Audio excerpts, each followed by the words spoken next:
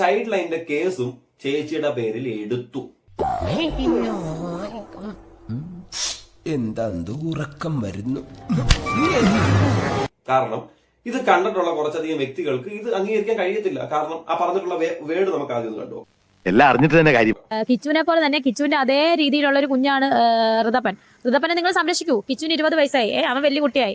ഇളയ കുഞ്ഞ് 5 വയസ്സുള്ള കുഞ്ഞിനെ നിങ്ങൾ സംരക്ഷിച്ചോ, നിങ്ങൾ ഏറ്റെടുത്തു. നിങ്ങൾ മനുഷ്യനോ മൃഗം? നമുക്ക് വേറെ പണിയൊന്നും ഇല്ലല്ലോ. നിങ്ങൾക്ക് കിട്ടിയ ഒരു കുഞ്ഞിനെ നോക്കാന്നുള്ളതാണ് കേരള ജനക്കൂട്ടത്തിന്റെ ഇപ്പൊ ഏറ്റവും വലിയ ആവശ്യം. പോയി ചത്തുടടാ. നോക്കണമെന്ന് ആഗ്രഹം കൊണ്ട ഒരു പയ്യൻ നോക്കാമെന്ന് തീരുമാനിച്ചുകൊണ്ട് തന്നെ ഒരു കേസായിട്ട് അങ്ങ് കൊടുത്തു. തമാശ കളിക്കരുത്. തമാശയല്ല, നീ കേട്ടതൊക്കെ സത്യമാണ്. ഇത്ര നേരമായിട്ട് നമ്മുടെ ബാലാവകാശ കമ്മീഷൻ യാതൊരു നടപടിയും സ്വീകരിക്കാത്തതിനാൽ ഞാൻ അവർക്ക് ഉപകാരപ്രദമായിട്ടൊരു നടപടി ചെയ്തിട്ടുണ്ട്. ഋതുവിനെ സംരക്ഷിക്കാൻ അവർക്ക് താല്പര്യമില്ല എന്ന് പറഞ്ഞിട്ടും സംസ്ഥാന ബാലാവകാശ കമ്മീഷൻ ഇതുവരെ അവർക്കെതിരെ ഒരു നടപടി സ്വീകരിക്കാൻ തയ്യാറായിട്ടില്ല. അതങ്ങനെ വിടാൻ പറ്റുമോ ബ്രദർ? അതെങ്ങനെ വിടാൻ പറ്റും? തെമ്മാടത്തിലാന്ന് ഒരിക്കൽ പറഞ്ഞാൽ മതിയോ? അതിന്റെ പശ്ചാത്തലത്തിൽ ബഹുമാനപ്പെട്ട മുഖ്യമന്ത്രി നേരിട്ട് ഇടപെട്ടുകൊണ്ട് ഋതുവിന്റെ സംരക്ഷണം ഉറപ്പാക്കുവാൻ ബാലാവകാശ കമ്മീഷനോട് പറയണമെന്ന് അഭ്യർത്ഥിച്ചുകൊണ്ട് ഞാനൊരു പരാതി ഇമെയിൽ മുഖാന്തരം ബഹുമാനപ്പെട്ട മുഖ്യമന്ത്രിക്ക് അയച്ചിട്ടുണ്ട്. അരിയും മുങ്ങി മണ്ണെണ്ണയും മുങ്ങി മാസം തോറും കിട്ടണ പഞ്ചസാരയും മുങ്ങി. അവൻ പ്രായപൂർത്തിയാകുന്നതിന് മുന്നേ എന്നെ ഏൽപ്പിച്ചാണ് സൂചേട്ടൻ. 21 വയസ്സാകാറായി. അതെങ്ങനെയാ ഈ പ്രായപൂർത്തിയാവുന്നതിന് മുമ്പേ എന്റെ കയ്യിൽ ഏൽപ്പിച്ചതാണെന്ന് അവനെന്ന് എനിക്ക് മനസ്സിലായില്ല. സൂചേട്ടൻ മരിച്ച സമയത്ത് കിച്ചുവിന് 18 വയസ്സുണ്ടെന്നാണ് നിങ്ങൾ തന്നെ പല സ്ഥലത്തും പറഞ്ഞത്. അതിന് മുമ്പേ ഏൽപ്പിച്ചിട്ട് പോയി എന്നൊക്കെ പറയുന്നത് എനിക്ക് മനസ്സിലാവുന്നില്ല എന്താണെന്ന്.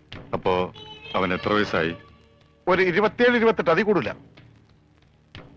കണക്കുകളൊന്നും ശരിയാകുന്നില്ല. ചെന്ന് മോഷ്ടിക്കുന്നില്ല. ഇവരുടെ ആരുടെ ഭർത്താക്കന്മാരെ ചെന്ന് ഞാൻ പിടിക്കുന്നില്ല. ഇവരുടെ മക്കൾ കഴിക്കേണ്ട ആഹാരം ഞാൻ ഡെയിലി മേടിക്കുന്നില്ല ഭർത്താവില്ലെന്ന് പറഞ്ഞു. അല്ല ചെല്ലുമ്പോഴത്തേനും എല്ലാവരും നിന്ന് വരുന്ന പിടിച്ചോ. രേണുസുതി വന്ന ഇവിടെ പിടി. രേണുസുതി മോൻ അനിയനും വേണ്ടി പറഞ്ഞു തന്ന വീടാ. ഇപ്പൊ എനിക്ക് ആരും ഇല്ലാത്തവരായിട്ട് തോന്നുന്നത് മോനെയാണ്. കാരണം മോൻ അച്ഛനും ഇല്ല, അമ്മയില്ല. ഈ മോനെ പറ്റി എന്തൊക്കെ ഇവര് പറഞ്ഞു എന്നുള്ളത് എന്റെ ഉള്ളിൽ കിടപ്പുണ്ട് മോനെ മൊത്തവും. മോൻ അറിയാമല്ലോ. രേണു ആ ഒരു ഇന്റർവ്യൂവിൽ വന്നിരുന്നിട്ട് മകനെ പറ്റി പറയുന്നതോ മകന് പൈസ കൊടുത്തതിന്റെ കണക്ക് പറയുന്നത് അതൊന്നും ഒരു വലിയ കണക്കുകളൊന്നും അല്ല. ഇവർക്ക് കിട്ടിയിട്ടുള്ളതും ഇവരുടെ അക്കൗണ്ട് ട്രാൻസാക്ഷനകത്ത് വന്നിട്ടുള്ളതും കൊല്ലം സുധി എന്ന് പറയുന്ന ഒരു വ്യക്തി മരണപ്പെട്ടതിന് ശേഷവും ആ അക്കൗണ്ടുകളിൽ വന്നിട്ടുള്ള കാശുകളും അല്ലെങ്കിൽ അത് അവരെങ്ങനെ വിനിയോഗിച്ചു, അവർ ഏത് രീതിയിൽ അവർ യൂട്ടിലൈസ് ചെയ്തു എന്നതൊക്കെ വെച്ച് നോക്കുമ്പോൾ കിച്ചു എന്ന് പറയുന്ന ഒരു വ്യക്തിക്ക് 200-300 ഗൂഗിൾ പേ ചെയ്ത് കൊടുക്കുന്നതൊന്നും വലിയ എമൗണ്ട് അല്ല.